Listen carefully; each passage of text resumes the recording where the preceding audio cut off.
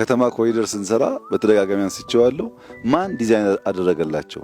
ማን ሰራላቸው? ገንዘቡ ከየት መጣ? ሌላ ሰው የሚፈልገው ላሊበላም ቢሆን ሲሄድ እንዴት እንደማይሰራ ማመን ብቻ ሳይሆን ኢትዮጵያ ያልሰራው ሙሉ ዲዛይኑን ከሌላ አገር ጋር ማያያዝ፣ አክሱምን ሲያ ከሌላ አገር ጋር ማያያዝ፣ የኑቢያን፣ የኩሽን፣ የአክሱምን ስልጣኔ፣ የፑንትን ስልጣኔ የማያምንና የማይቀበል እሳቤ ነው ያለው።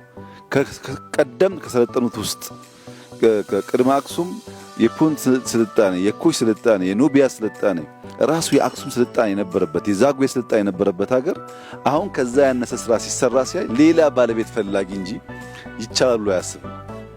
ከተማ ላይ አይቼዋለሁ ይሄን ነገር። ማንኛውም ስራ ስንሰራ ማን ሰራላቸው to the extent ማን ጻፈላቸው ብሎ ያስባል። አንችልም አይቻልም ባዮች ነን። ተችሎ ስናይም የኛ አይደለም ብለን ባለቤት ፈላጊዎች ነን።